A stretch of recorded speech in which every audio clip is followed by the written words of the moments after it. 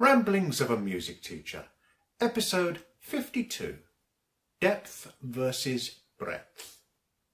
Before we get on to today's topic, I want to let you know about a new feature for these weekly ramblings. It's called Comment of the Week. At the end of this video, I will be reading out the comment of the week, the one which, among the many I get, really caught my eye. And if you want to feature in next week's ramblings, please share your thoughts on any video on this channel. So let's continue with today's subject, depth versus breadth. Music Online UK. You've probably heard the phrase, jack of all trades but master of none. And this can apply to the way we learn our pieces. However, it can also be the case that the opposite describes many students.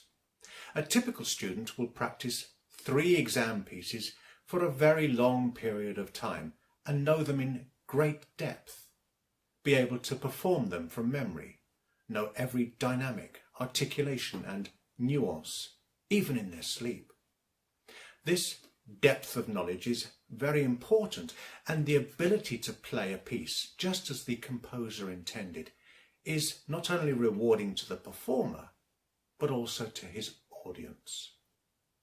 However, considering that the average period of time between exam grades can be just under a year, there is not a great breadth of musical experience happening if this is all that a student practices. I want you to think about what aspects of taking an exam are your weak areas.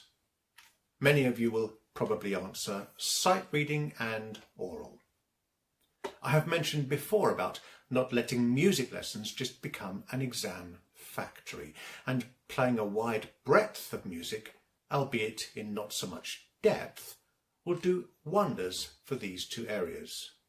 You might be thinking, okay, sight reading, I get it. Playing lots of different music will definitely improve my reading skills. But oral? How does that work? I will let you into a secret. Have a guess which video on my YouTube channel gets the most watch time of all my videos every month. It is the one entitled Aural Trainer, Recognizing the Style and Period of a Piece of Music.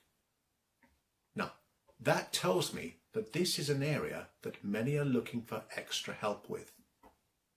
I'm sure you'll agree with me.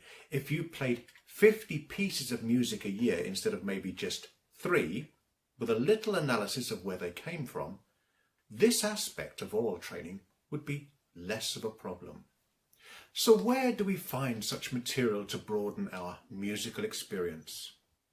Well, for example, if you are taking an ABRSM piano exam, you will have a book of 9 pieces, or even more for grade 8, of which you have only prepared 3. It seems a bit of a waste to never even look at the other 6. And if you're above grade 1, you will have old books from the lower grades. I would suggest you just play through some of these pieces from the lower grades, maybe spending no more than a week on any particular piece. Then again, you can try and play in ensembles, or if you're a pianist, you could try and accompany other instrumentalists. I would be interested to hear from you. How many pieces a year do you reckon you get through?